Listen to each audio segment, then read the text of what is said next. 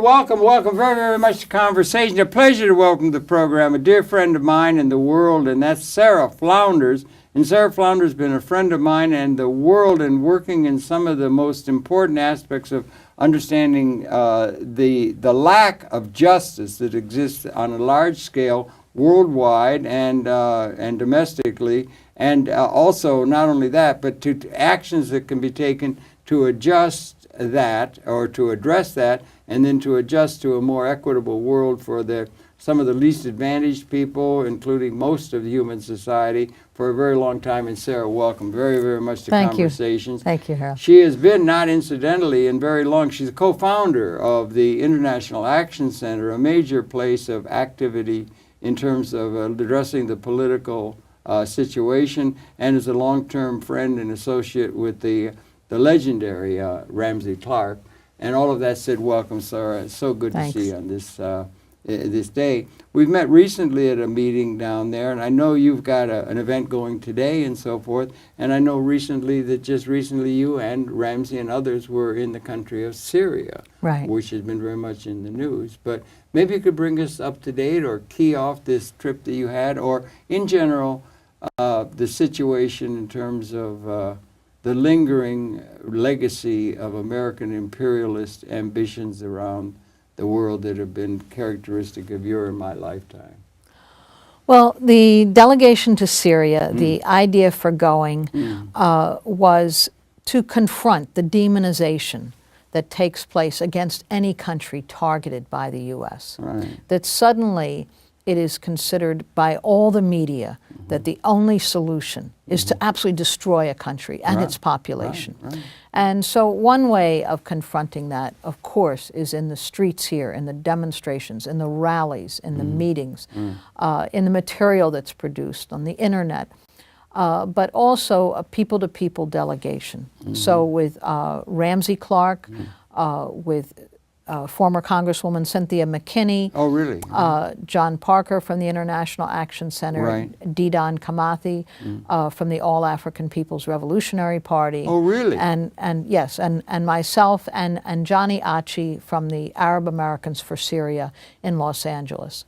So this delegation to Syria was during the time that this was absolutely the raging debate here in the U.S. just last month. It was incredible, wasn't it? Yeah. It was absolutely, absolutely, and announced, and when it was put to a congressional vote, and this is a big, I think a big breakthrough, which we so often, there's so few gains sometimes in a long struggle. I know what you mean, yeah.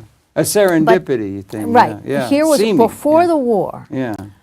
The polls were coming in 89, 85% against another war. Yeah. Oh, yeah. And when President Obama said he was going to put it to a congressional vote, of course, he was assuming he had the votes of the Democratic Party in Congress. It was an eruption of volcanic objection, yeah. The Republicans, of course, they would be for war and so on.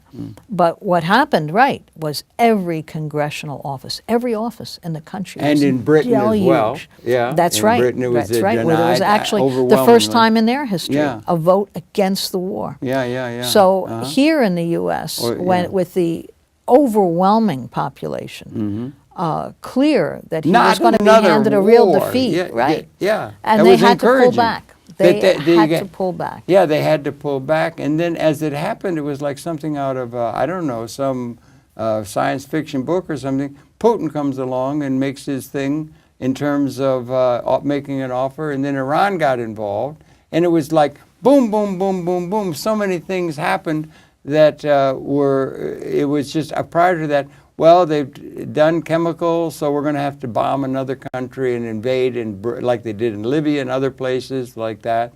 And there was a possibility of do you think maybe there's a possibility of something positive emerging out of the current situation? Or I don't know quite how to take it. I'm just watching.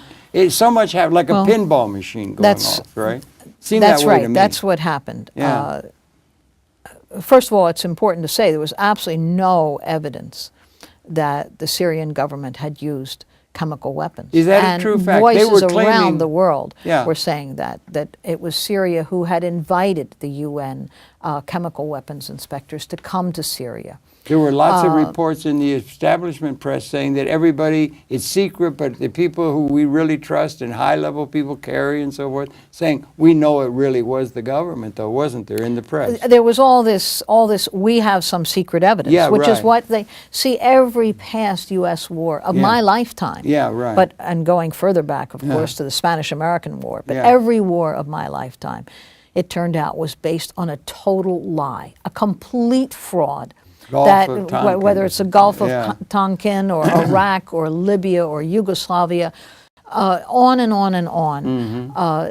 Every single war, intervention, and invasion was based on a fraud. Mm-hmm. So the idea this time that the U.S. government had some secret evidence and that Syria would invite the UN chemical weapons inspectors, and on the day they arrive, 10 miles from where they are, would launch a chemical weapons attack. Yeah. It's impossible to even accept. And voices around the world said there's no basis for this. So that, it was but the that- U.S. who said, oh, we have no time to even have a study. We have to bomb immediately. So a lot of things came together. But the big thing, I think, that was that a voice, whether it was in NATO, whether it was at the G20 meeting, where also Obama was pushed back and the war plans were pushed back, whether it was in the British Parliament, or here, what would have been clearly a resounding vote no had it gone to a congressional vote, is that the mass sentiment against another war that's is so encouraging. strong. It can't be denied anymore. Okay. And now, it doesn't mean the Pentagon plans have stopped. They may well already be planning another incident, another fraud, and won't put it to any vote next time, won't even discuss it. They'll just act. So I think we shouldn't in any way sit back and rest and say, well, we stopped that war. Yeah, everything's Because okay now. Yeah, right. hardly, The arming yeah. is going on of all these, rebel bands who really are terrorists in every form. But it's U.S. arms that are filtered through Saudi Arabia, through Qatar, through Turkey, where there's 14 U.S. NATO bases, through Jordan, which is really, the CIA is openly training the forces. And by U.S. own estimates, there are 1,200 of these mercenary bands paid in Syria to operate terror squads, assassination teams, car bombings, kidnappings, constantly kidnappings, destruction of industrial sites. So that is very much continuing. And all the of this, actual U.S. bombing, yeah. which we know how devastating it was in both Iraq and in Libya and in Yugoslavia, that is what was forced to a halt, to a pause. By a human outcry. By this explosive uprising. As I say, not a congressional office in the U.S. And the Congress people themselves were shocked because they were first claiming. Nancy Pelosi said, I'm going to vote for this we have to, bombing. I have to do it, even though 95% of my constituents are against it. Now, this is a lot of politicians, bought and paid for politicians, who know that with a vote that strongly, another congressperson said they were hearing 1,000 to 1 from their constituents against another war. So and this it is a sign where people's movement coming from below maybe can there's been have some an good impact. to that, all of the marching and things that have been going on It against leaves the a established residue. forces. It really does. Yeah. It is also the impact of the war in Iraq, where millions and millions came out. And of course, later the media says, oh, well, that's irrelevant. It did nothing. But it did a great deal when it was clear that the war was a disaster. So I think that's what came into play on this, too. I mean, when you think about it, 1.5 million U.S. troops were cycled through Iraq and Afghanistan, and today 1/3 of them suffer from PTSD, it's widespread. Post-traumatic stress, higher rate of suicide than those who died in the war. So that is felt here. Yeah, right. And it's also felt in Iraq, where you had such thing. Never forget the thing with Leslie Stahl and Madeleine Albright. What was it, 500,000? Right. children half a million children were the result of the sanctions, apart not even from the invasion, before shock and all and the rest of that, had died. And she said, well, it was necessary for what? Right. She looked right at the In camera, yeah. Secretary of State Madeleine Albright, and said, death of 500,000 children is worth it. Yeah. Worth it. Just from sanctions. And sanctions. They're doing heavy sanctions on Iran and things like that around. They're doing sanctions on Iran. They're pushing their weight They're around. doing very heavy sanctions on Syria. And by the way, the sanctions on Syria began at the time of the U.S. invasion and occupation of Iraq. In 2003 is really? when the sanctions on Syria began. Is that when it began? Syria? Yeah, really? Yes. Is that what it was? Okay, yes. And each year ratcheting up, like in Iran, stronger and stronger sanctions, making it every import and export, equipment renewals, all kinds of trade, financial transactions, more and more difficult. So it's meant to dislocate a state. It's meant to sow destabilization.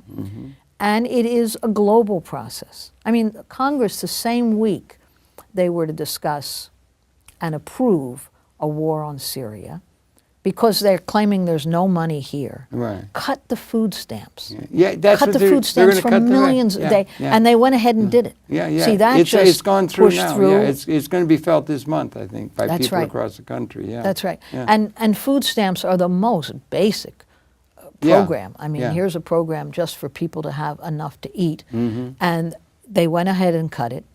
And so closed the government shows down that these because, wars come home. You know, Martin Luther King's famous quote that the bombs that drop in Vietnam fall on U.S. cities. Was that at Riverside Church, 67? That is, it still resonates today. The bombs that drop in Syria, the bombs that are threatened, the bombs that drop in Iraq, in Afghanistan, in Libya, in one country after another, they fall on the cities here where there's lower wages and every social program is being cut. And cities like Detroit are in bankruptcy with pensions just being slashed. Really? That's where I was drug up in Detroit. See, you see the impact that it's had. And it's all being done in the Syria thing, chick by jowl with Israel, which is a player in all of this. And then also you've got Nasrallah, and you've got Hezbollah, and you've got the Gaza, and you've got that as a thing. And then the pressure against Iran. And that's right, there's big and forces then also, at play. Prince Bandar just said, gave a back of the hand, and the king of Saudi Arabia gave a back of the hand, if I read it right, been busy, you know, but to the United States for not having gone ahead and attacked Syria. Where in the hell does that stand? These monarchies, these absolute monarchies, which are real dictatorships, women can't drive cars. They want to destroy Syria because Syria is a secular country where all religious groups and those with no religion have an equal position. And that's one thing in the trip to Syria, person after person raised, that for generations, and particularly when we're talking 30, 40, 50 years back, that Sunni and Shia and Christian and Catholic and Orthodox and all different of the religious groups and those who are atheists and not religious. This is a secular state. Now that's what Saudi Arabia wants to destroy. And also it's what the U.S. wants to destroy. They want to destroy the example in Syria. Education is completely free, including university, including graduate school, including medical school, for everyone. Healthcare is free for everyone. There is no billing system. Who ever heard of such a thing? Exactly. That example. That here's is a small country, not a rich country, and not an oil-rich country, able to provide that. And they want to destroy that. It doesn't mean that Syria is a perfect state. It's not. And there's a capitalist class, and they made many deals with the U.S. to stop this war, and particularly in the years from 2000 to now. As a poor country trying to juggle many things and get out from, if you have a gun to your head, you agree to many things. But the U.S. wants to destroy Syria, just as they wanted to destroy Iraq. because U.S. policy is set by the major banks here. And for the same reason they want to cut food stamps, for the same reason they want to grab a hold of Social Security or lower wages here. It is this rule of the 1% and the smaller than 1% on the people of the world. And it takes place through military means with bombing. It takes place through sanctions. It takes place through austerity programs in Greece or Spain, Ireland.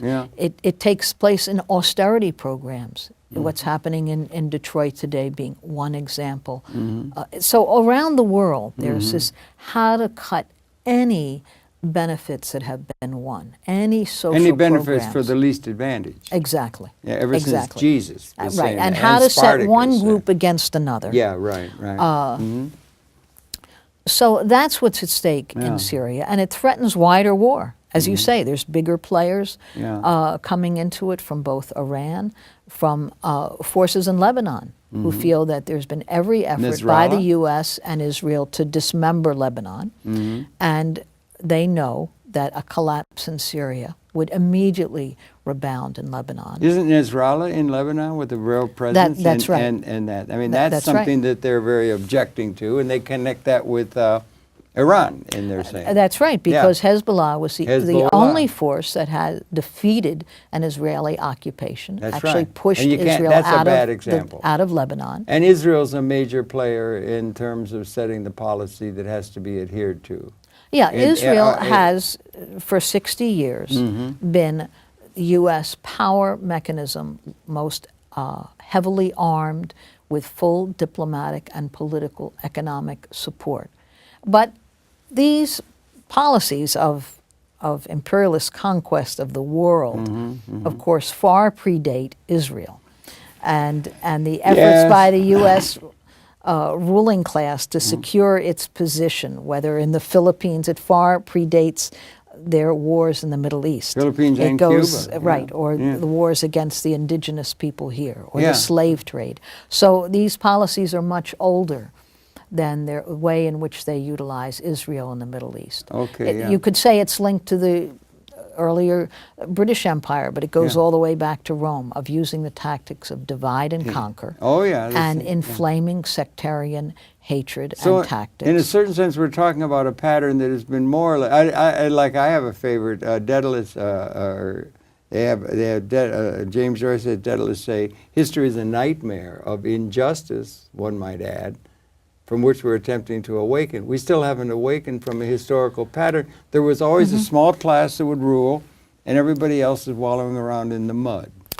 Well, I think but my interpretation, Yeah. and it would be good to look at the video. Okay, you want to try and do. Let's talk that about because that now. a lot happens from below. Yeah. And there's a far higher level of organization. You could say what stopped this war, the resistance in Syria of the people themselves and the people here, able to talk to each other I was now. really encouraged when I saw there was such a resistance to the idea of let's go bomb another country. Well, I'll show you actually what we saw, because we were at a home, we went to a displaced... Listen, we're in television. You have to what they call set it up. Okay, that's what I want to say. That. Okay. And then we'll run the 3-hour, 4-minute This is piece. just 3 little snippets. It's 4 minutes of time. We visited a displaced persons center, which is in a school. Now, a third of the population of Syria today, by this war already, this is before the bombing, but this is the U.S. arming of these terrorist bands, a third of the population almost has been displaced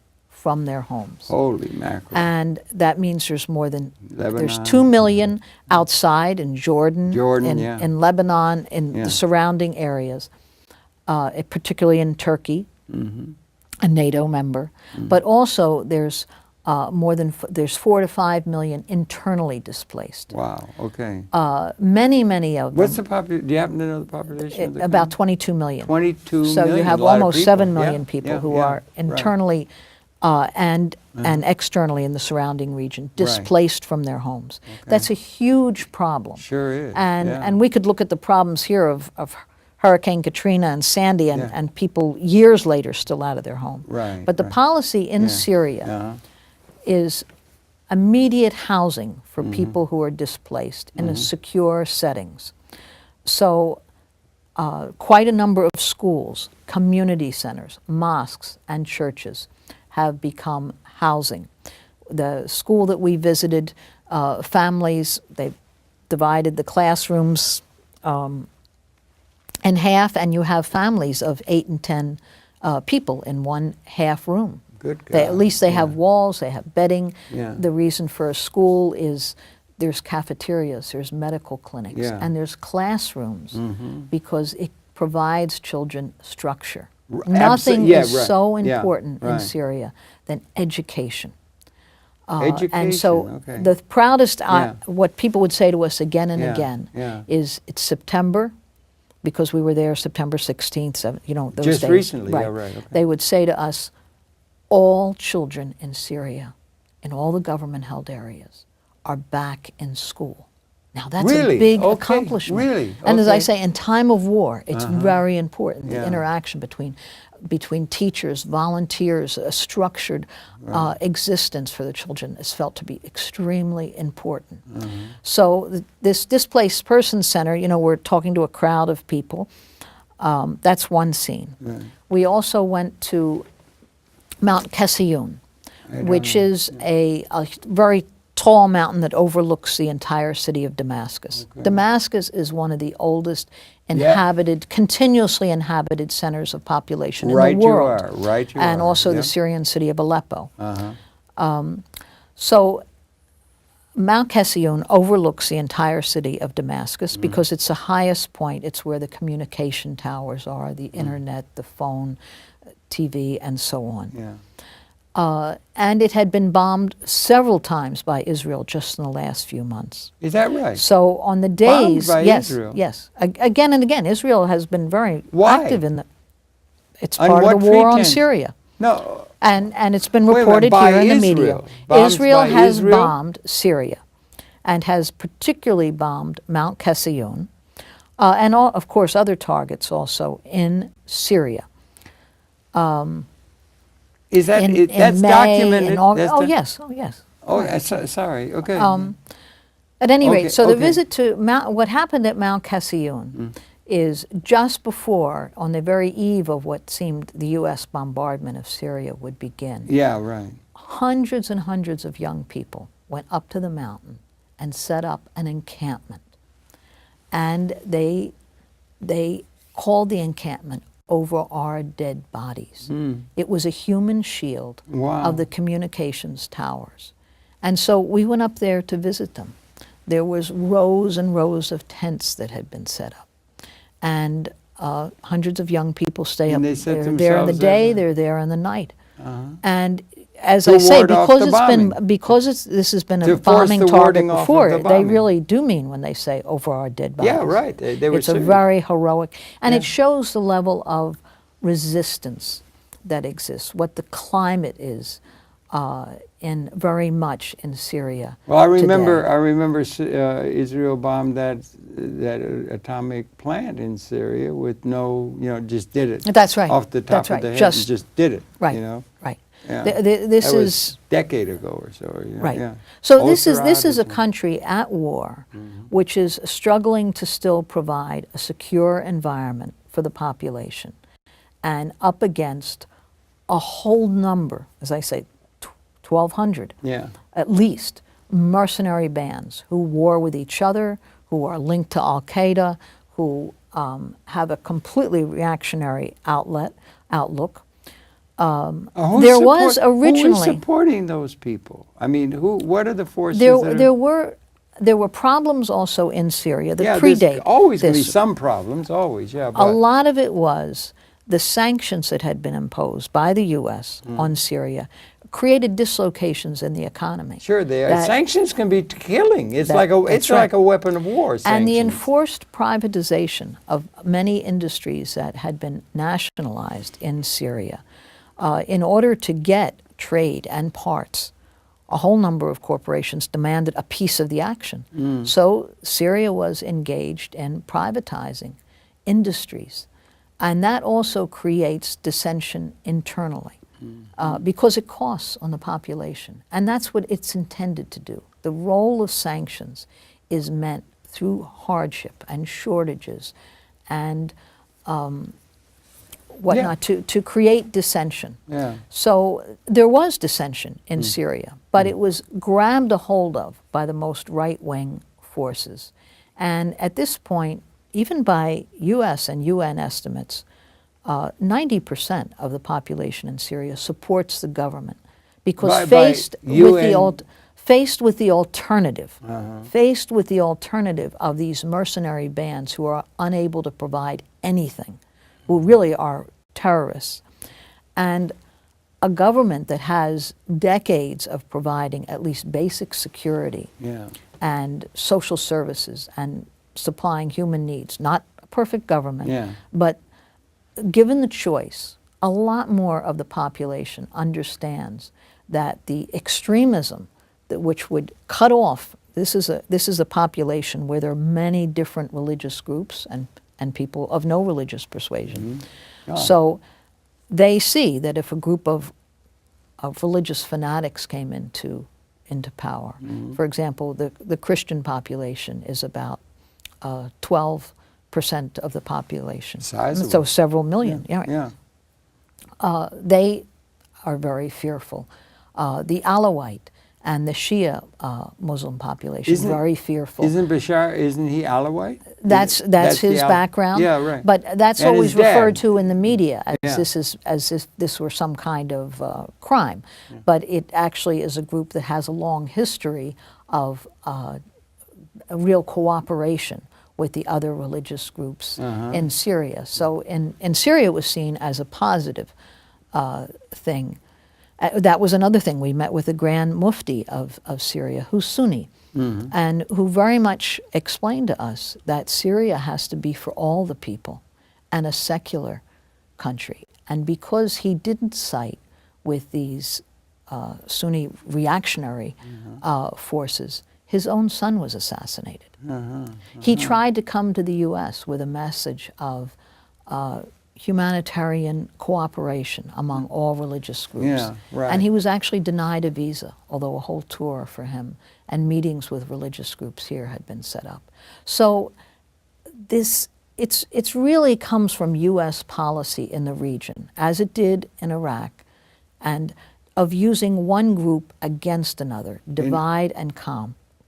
In order to now, gain, I wanted, in just order before to it gain goes any later, because I wanted to set this up. Yeah, as you this set this little snippet. It's 4 minutes, Okay, but yeah. it just shows this Okay. visit to a displaced person center and to Mount Casion. I think those were the young people there. Okay. That's pretty And much this is only what from it a is. month or so ago, so maybe we can set that That's up right. and Some run it. raw We're talking footage. with Sara Flounders. That we are people who love peace. We've been living in peace. We had a lot of freedom before this happened. And however, yes, we are peaceful people who love peace. Yeah, because he loves you. But he's saying if Obama decide to strike, we're not afraid. We will fight. It doesn't matter how strong the attack would be, we will still survive it.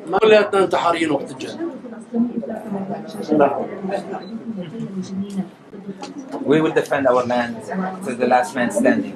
Right on, man. Right on. That's right.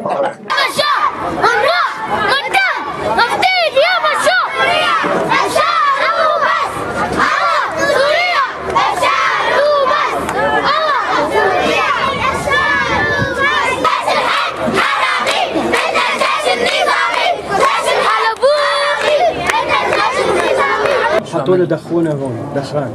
Dukhan? أيوة على راسه. They put cigarettes butts in his head.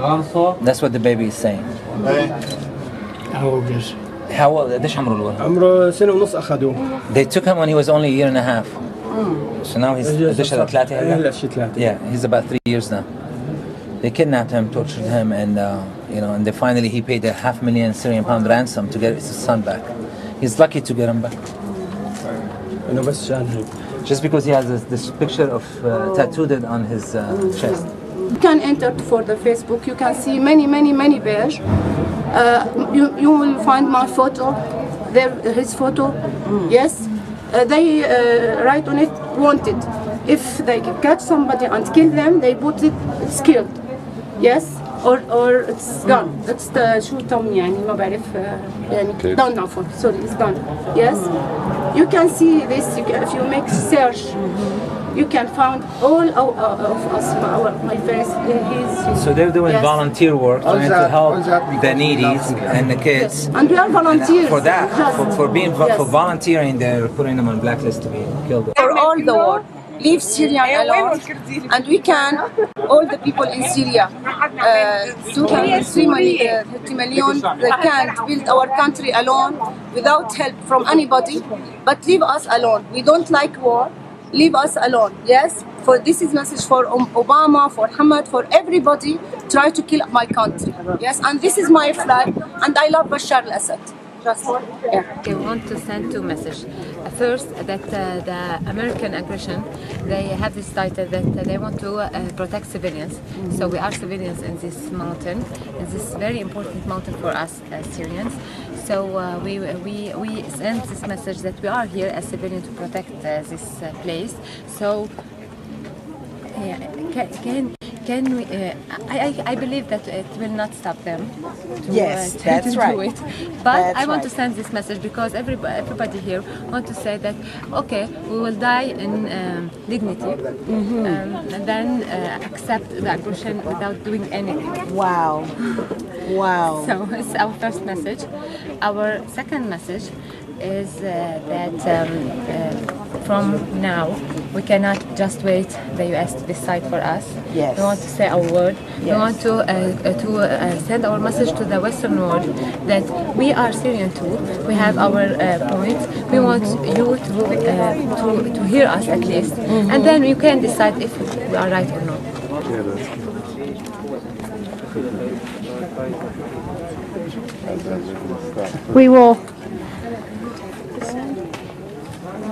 We will share this with the Occupy Wall Street movement.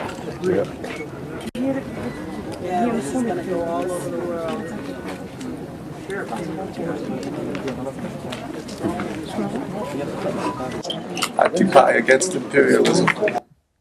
Okay. We're going to share with the Occupy movement and sentiment, and it could reflect that reaction, that gut immediate reaction against the idea of let's go bomb another country, so cavalierly advanced by the political class and was roundly rejected by the people of the world. A hopeful Right. sign, perhaps, that rejection or that Well, sentiment. it really Or, does you show know. the ability of people's movements to intervene and push back, and it also, U.S. military planners have to know what they're up against in Syria. Yeah, and in because Britain they too, Cameron. failed Cameron really. had the same thing. He was. I think he was surprised, or they were surprised in the Right. Parliament that there was that reaction as deep as it was.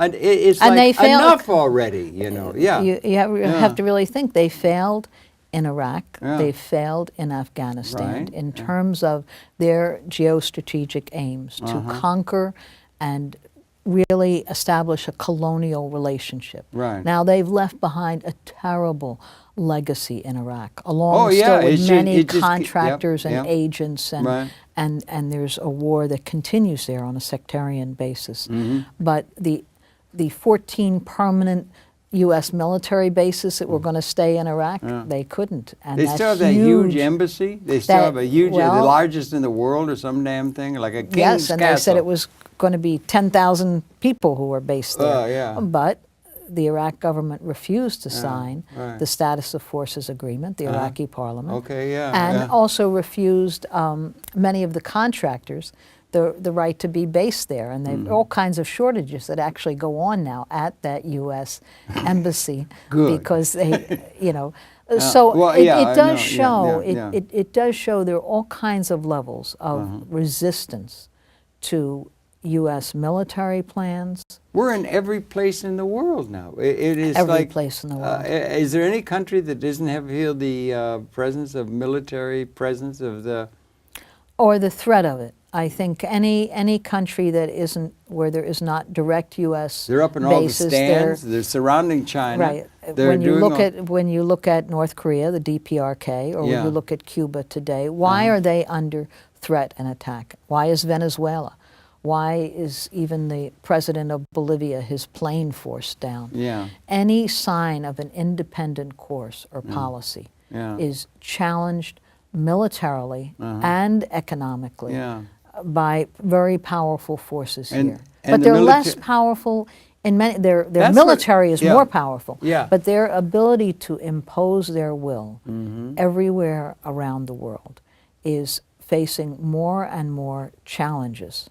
And that's what was important here, the very fact that Russia and China refused to go along with the UN vote despite every deal that was being offered. Right, and they knew they wouldn't. Yeah, okay, yeah, right. The very fact that that countries continued to send supplies and arms to Syria so they could defend themselves. That's important. And it has pushed back these military bands, these mercenaries who have the run of Syria. One thing that we heard from so many people, Aleppo, another ancient city, magnificent city. And as I say, another, like Damascus, one of the oldest continuously inhabited cities in the world. It's divided in half. It's very close to the Turkish border. So the half closest to Turkey is held in the hands of these rebel mercenaries, and the other half is held in government hands. The part that's in the mercenary hands is being systematically looted day and night. Every factory, every industry, every street light, copper wiring, tubing, housing parts, everything in broad daylight is being dismembered and simply shipped over the border to Turkey, where it's sold for pennies on the dollar. Communication towers, satellite, everything that can be used. And so, at Aleppo? Yes, this is in Aleppo. And so you have Aleppo, here's a major city, 2.5, 3 million people in Aleppo who are living for months without any phone communication, without electricity, without heat, where every convoy of supplies has to battle its way through these mercenary groupings. And yet that form of resistance continues. What is that? It's a little hard to get your mind. What is that resistance? What's the source of that? What's the source of the tension and or how do we look at it in a big picture? What does it mean in terms of the human condition? And what are the major forces that are shaping all that we could understand? What's behind it all? Well, and what does it mean in terms of, you used to have Pax Romana, you had Pax England, and now you have Pax Americana. What does it mean about America's ability to walk with big league boots all over the world that she was used to after the Second World War, and that may be coming to an end? There is a fierce movement in whole parts of the world that are against a new neo-colonial order and are resisting in every way they can. And that's deeply felt in Iraq and Syria, in these countries that had nationalized the oil industries and used it for the benefit of the population, where actually a few decades they went from being very backward peasant-based economies to major beautiful cities, full electrification, as I say, full literacy, full health care. Where are you talking? And I'm saying in Syria today or in Iraq before the U.S. war. Iraq, and that kind of, there's a resistance in the population against U.S. domination. But you associate... In Syria, it's not just the Syrian military. Every single neighborhood now has neighborhood defense forces that are very much with the government and against these rebel mercenary forces. You associated the evil forces, the bad forces, with the privatization or the private sector. Are we to condemn the the existence of a private sector in the world economy or not? Or what are we? If it's nationalized, is it dialectical materialism will finally come to an end and get rid of all private property and that kind? What are we looking at in terms of the geostructure of the world as we look ahead? I think what we're looking at is the capitalist order. Capitalism, then, is unable to find new markets to conquer. In one sense, it truly is at a dead end. It must expand constantly and grow, or it begins to contract. And we all know what happened in 2008 here. We know what's happened around the world, that where there have been major collapses that are bought off by giving trillions of dollars to the banks. About Trillions. 18, I think, or 13 or something. Trillion dollars, which went to the banks, not to homeowners. Went to the banks and millions AIG of people, and all those things. right? Yeah. Millions of people have lost their homes. They lost Glass-Steagall. They lost all the kind of things that have been built up since Roosevelt. So we feel the impact of that here. But it's happening on an international level, that from Wall Street, from the banks, those whose only survival is to maximize profit, become more and more ruthless. Any CEO of a corporation knows if they don't turn a profit that quarter and every quarter, they're out. Well, it makes for a demented and yet very aggressive attitude. And there are, and on the other hand, more people are finding that their survival is at stake in finding ways to resist. Now, I'm on my way, and I actually can't be here much longer. I'm on my way to a very important demonstration taking place in Herald Square in New York. Yeah, here on where the people 24th. Is it the 24th? Yes, people. This is the 75th anniversary of the minimum wage. Oh, Act, is it really? Okay. Which originally came in $2 an hour. It's only grown to $7.25, although the economy, if it were following the increases of the cost of living today, it would be $15.75. Just a minimum wage, the minimum wage. Right. So this demand, and it's coming across the country, many groups, many unions, many are demanding a $15 minimum wage just to have kept up with the cost of living. Now, this would seem very simple, and there have been actions in McDonald's and Burger Kings and Walmarts and across the country. There are a lot of actions going on demanding $15 minimum wage or a raise in the minimum wage. Some groups are much more cautious in the figures they're putting forth. But the demand for an increase in the minimum wage is taking head on the calls for more austerity here and saying, austerity on people who are losing everything, their homes, their future. Young people graduate from colleges, they're indentured, they're in debt for life. I mean, they have thousands of dollars in debt. So anyway, this demonstration today on the 75th anniversary of the minimum wage is calling for a $15 an hour minimum wage. Now that would seem like a simple demand. What happened with the police in New York? We applied for a sound permit.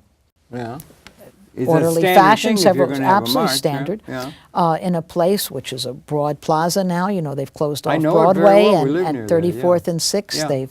They've made it a big open plaza. We were refused a sound permit. Did they so give it's a reason? Good. Well, they said there's pedestrian traffic. Of course there is, but this is a wide, closed-off area.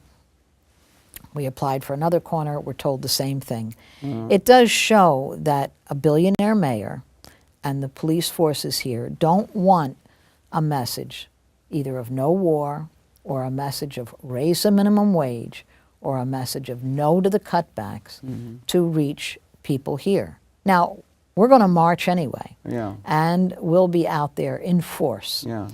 And there are forces from Occupy coming and puppets and music groups and Mr. Bloomberg, all kinds of groups. When he broke up the Occupy thing down there, he said, I've got an army, a 33,000-man army that can take care of this kind of stuff. Rather like what happened in Rome when they would put down the whatever kind of thing was raised against the power. And that's a... But it hasn't stopped people. See, that is the important, it does make it more difficult, take that into account. But the ability of people to organize and find new ways of connecting, we have to always be looking for. And we have to look for ways that link different struggles. Well, there maybe we're coming to the end of the Bloomberg era. We're coming into, and you got a de Blasio. It looks like he's going to become our mayor. There'll be a change. The change happened. The world didn't totally implode and fall apart, even though they had to do all this to bank up, cover up for all the mistakes. The market's coming back. Things are coming back. Roosevelt was lauded in historical terms for having saved capitalism rather than ending it, as you seem to think is the prescription for the world. The private sector is still there. There are a lot of private sector things that you don't want you want everything to be governmental, or is that the answer to get the thing right, that everything can be done by the public sector? If we only just get rid of the private, let me just say, it's an illusion. Interest. Yeah. It's an illusion to think that either the economic problem has been solved by giving trillions, as you said, $18 trillion to the banks. Yeah. There is no solution. A higher military budget, $1 billion a year, no matter how much. They got now drones. They have all forms of, all kinds of weaponized military. Yeah. It won't save the system itself. It used to be the way out of war, and this was true in World War II, was the military. What got us out of it was a huge, huge Yeah. increase in spending. Yeah. But now, no matter how much they put into the military, as you saw with the crash, they were still forced to give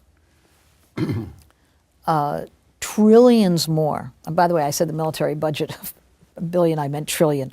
It's really, no, we understand. Right. Yeah, it really, Yeah. the military budget today is huge, and yet that alone no longer solves the banking and industrial problems here, because it's technologically, it's so productive. The system is so productive. Yeah, and things do and work. yet things only work when they make a profit. And Well- if they don't, that gap between 200 multi-billionaires owning more than 2 billion of the world's people, the gap, hunger today, is greater in planetary terms than any time in human history. You're the one who gave me this thing from way back. I quote it all the time, is that the income inequality, if I said it early in the program, it's because I say it all the time, the income inequality in the United States is worse than it was in 1789 France. It's greater than And at any you saw what time. happened Yes, there, it's right. greater than any time in human history. Okay. And it's more intense here in the U.S. than anywhere else in the world. That huge concentration of wealth in the hands of a few, and growing poverty. And that will create a crisis. Technological displacement of labor in the productive process. What do That's right. the labor theory of value people think about the value of labor when it's being displaced by technological robotization and displacement of the production process of the human labor input, if it's going to be all based on distributing according to labor or employment?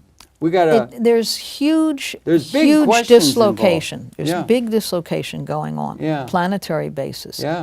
Among, and I think this is something even the average person today realizes, the problems are solvable for everyone to have enough to eat, a full, rich life, a good education, and yet the deterioration, that inability to provide, is showing a huge dislocation of the capitalist system itself. That's why we often say capitalism is at a dead end. It's unable to solve any of the problems ahead of us. Is it fair to say capitalism or whatever system we've been able to come up with is at a dead end? It's not just capitalism. It's any system. We lack vision that relates to a situation that is not history bound, but is coming out of a new condition that we don't have the vision of understanding, because it's bringing a situation unique to this moment, and history has no model for.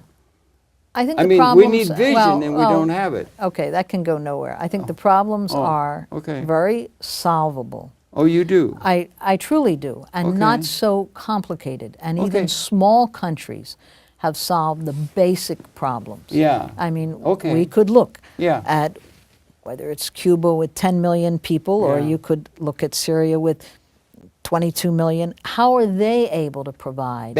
Or you could look at Canada. For heaven's sake, you could even look at some of the capitalist I wouldn't mind countries. looking at Canada. They got a lot to offer. I just mean, or Sweden. Even countries that aren't socialist have nevertheless been able to provide education and health care. And yet the inability to provide that here shows a system that is increasingly totally out of whack and becoming more so. And their solution is to make war on any country that is able to provide for their own population. We spoke and so there's threats of war with Yeah. almost every country in Latin America. Yeah. There's constant threats against Venezuela or Bolivia or Ecuador. Why? Because they want to use their resources to build up their own infrastructure and to improve the lives of the people. And Outlandish. so Yeah. you also have countries constantly being targeted and demonized in ways that are meant to whip up the population here. It's less effective. You have the media that is almost an extension of the military Washington. and banking That's their- corporations, correct, right? yeah. Who can relentlessly give a message 24/7 about why we need war, why we need to destroy another country, or why we need cutbacks. And it's important that people are less and less buying into it. So I think we should be both more confident that our problems are solvable, that humans have the ability to organize themselves, and that we have an opponent, an enemy, that their only solution is to take more and to take it in aggressive ways, to concentrate more and more wealth and to destroy everything that's needed You for don't a see good any human life. countervailing forces within the political process could emerge. We just had people en masse being effectively able to say, we don't want to bomb, we don't want another war in Right. Syria. They were effective. They weren't Right. ineffective. They were not Yeah, cheap no, to be that's led true. by the people that did lead them Right. around. Are there not some forces in the political process that we have? You're not talking about let's abolish the House of Representatives, let's abolish the Congress, let's abolish the system or anything It's- like that. It's But what are there the is forces hope. that we can find Yeah. at a grassroots basis that Why can grassroots? really challenge. What about the intellectual leadership? How about economic theorizing? How about how are we going to form capital? How are we going to organize the political process? the biggest thing? the The big biggest thing issues- is how do we take on Yeah. and develop forms of people's power? Well, and the people's are a mighty big thing. It's a lot of things. That's do you that's think right. That there's And people hope? consciously Yeah. challenging police forces, cutbacks, wars, and doing so in Yeah. ways, in mass assemblies, in demonstrations, in rallies, in all kinds of ways. This is greater potential if it's organized and thought through, if people cooperate with Right. each other, Yeah, and learning yeah. to do that is Madrigal in important. Spain, maybe co-ops or thing, and there's examples that are coming. There are many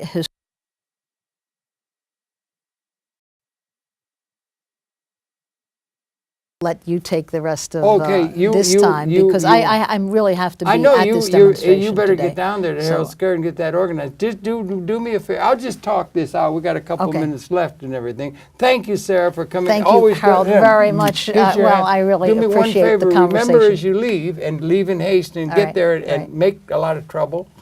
As best you can and everything, and be sure to take your mic off Right, and sure. leave it, okay? Okay. Because you might Right. forget that. So it's Sarah Flounders, Okay. and I'm just Thank going you to very stay much. and add a couple thoughts to it. Thanks a lot. Give my best to all the gang at Harold. Give my regards to Harold Square, and tell them Harold says that I'll be there, at one point with you guys. And thanks a lot. And in the audience, I guess we got a couple minutes left. So Sarah is one of the stalwart members of anti-war sentiment that's been very part of the American spirit and so forth, and she's to be lauded in that. The International Action Center, I can remember when they were just getting themselves started, and it was down there. They finally got a place on 14th Street and so forth, and I think they were all inspired by Ramsey Clark, who is just somebody who is a national hero of the highest order. He's been there in terms of the really major questions from the beginning, from the time of the Voting Rights Act. He was the Attorney General of the United States at the time of the Voting Rights Act and all the civil rights things that were getting started. Attorney General of the United States. And there's a new movie out now, Muhammad Ali's most famous fight, which was his stand against going into the Vietnam War when he and was going to lose his heavyweight championship title and everything that he had won and everything, and it was a big thing. He said, I don't want to go fight that war. And the film has actors and so forth, and there's a representation in that film again, of Ramsey Clark, who was representing the interests of those who were behind Muhammad Ali and taking that stand that many people saw at the Supreme Court and so forth, were arguing the case. And Ramsey Clark was there in the defense of the Muhammad Ali stance. And he's been there at the beginning. And it's right, there's all these kind of things that are going on. And that International Action Center has been a place where that kind of thing has been, they've been active. They're activists in terms of doing things in the name of freedom. This program is going to air on Tuesday. I'm not sure the date, it's the 29th, I think. And tomorrow, from the date that this program is going to air, is a program we did about, a few months ago with Ramsey Clark now, about his thinking in terms of the human condition. It seems to me and to many that there is some sort of a stirring going on, and what the answer is a little hard to get at, because it seems to be just systemic, that there's something new a-borning in the world, in the universe perhaps, I don't know, but there's something new a-borning, and that, again, I think I quoted I quoted that line of Daedalus, having Daedalus say, "The history is a nightmare from which we're attempting to awaken," applies to the human society and the ecology and all of the effects of the extended consciousness that is part of the evolutionary process. We're at a time of qualitative change from a condition in the minds of many and in the writings and theorizings of many, that among other things at a material level, that we very well may be transcending 200,000 years of our existence as a species. Isaac Asimov, I've quoted it, he said this is the defining generation, not another moment of historical change where one party wins over another one or something, but there's something in terms of the overall ontology or the reality that is calling for something new rather than the context in which all our institutions have evolved historically. So we may be coming to a time that requires a kind of visionary look at things, even evolutionarily, rather than just politically, because it's really quite easy. Everywhere you look, you can see that there are problems in virtually all of our institutional structures. They've been predicated upon a condition which is understood to be one of elementary scarcity. We may be transcending scarcity as an ontologic reality. There might be enough for all and the ecology in a way that there never has been historically. So we need some challenges to things, and we also need to round this out because we're coming up to the end of the 58-minute program, but that positive thing might be the liberation is at hand in a way that the whole process has been leading towards, so it may be a positive time. On the other hand, we have Trident submarines and other weapon systems that apparently from modeling can wipe out the entire species. This is a time of major change, and good luck to the people who are trying to move toward having a major liberating capability rather than the destructive negative capability that's at our hands now. So Sarah, thank you for coming in. Thank you for viewing. We'll be coming back again tomorrow on Conversation. So thanks for that, and we'll be coming back tomorrow. Tune in then, and once again,